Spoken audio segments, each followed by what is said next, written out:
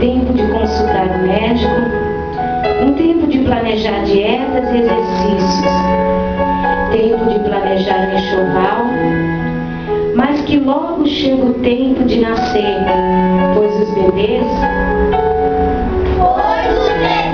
não podem esperar. Há um tempo de amamentar à noite, tempo de cólicas e leite em pó. Há um tempo de meditar no que ele é. Não um bichinho de estimação ou um brinquedo, mas uma pessoa, um indivíduo, uma alma feita à imagem e semelhança de Deus.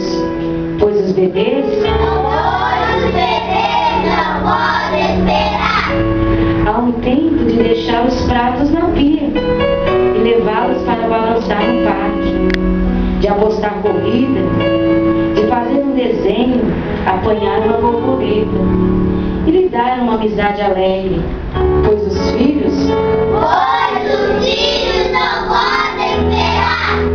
Há um tempo de responder todas as suas perguntas, pois pode vir o tempo que ele não queira suas respostas. Há um tempo de ensiná-lo pacientemente a obedecer, a guardar seus brinquedos, pois os filhos não podem esperar.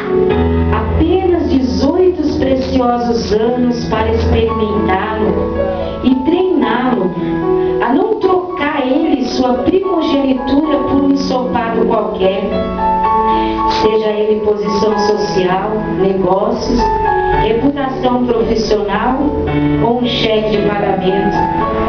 Uma hora de cuidado hoje pode evitar anos de sofrimento amanhã. A casa há de esperar, a louça há de esperar, a reforma da casa pode esperar, mas os filhos não podem esperar.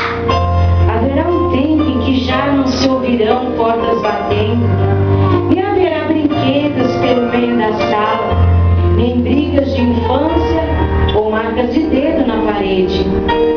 Haverá um tempo de olhar para trás e saber que esses anos em que você foi mãe não foram desperdiçados.